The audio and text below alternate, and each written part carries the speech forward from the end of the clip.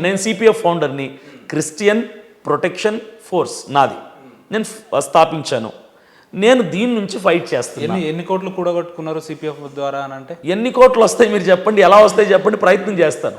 ఎందుకంటే నాకు కూడా ఫైనాన్షియల్ బ్యాకప్ కావాలి. మీ ఛానల్లో పెట్టిరు, నేను ఒక అజయ్ బాబు గురించి ఒక అడ్వకేట్ ని పెడుతున్నా, ఇగో అడ్వకేట్ అని చెప్పి చూపించి. అవును, ఫైనాన్షియల్ గా కూడా మీరు ఎవరైనా సపోర్ట్ ఆయన చెప్పాడు. నిజంగా మీకు ఒక క్రిస్టియన్స్ మీద అంత ప్రేమ ఉంటే, అజయ్ బాబు గారి మీద అంత ప్రేమ ఉంటే మీ జేబు నుంచి పెట్టుకోవచ్చు కదా, పైసలు ఎందుకు డొనేట్ చెప్తున్నారు మీరు?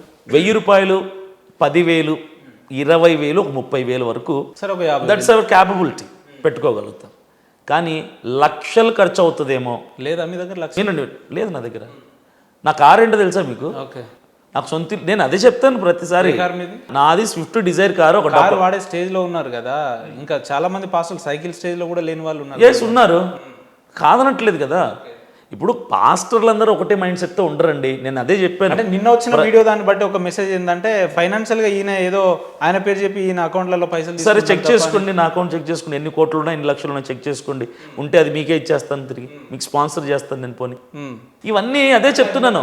ఇప్పుడు అలా మాట్లాడే వాళ్ళు ఎందుకు ఫీల్డ్లో దిగట్లేదు? ఇప్పుడు అభినయ్ దర్శన్ ఏమి క్రైస్తవులు పెద్ద ఏం కాదు. నేను నాకంటే పైన పెద్ద పెద్ద నాయకులు ఉన్నారు, సేవకులు, బడా సేవకులు ఉన్నారు. మీరు వెనకలు నిలబడి మీరే స్క్రీన్ మీద ఎలివేట్ అవుతున్నారు ఎందుకు అంటున్నా? ఎందుకు ఎలివేట్ అవుతుంది? నాకు కొంచెం ధైర్యం ఎక్కువ,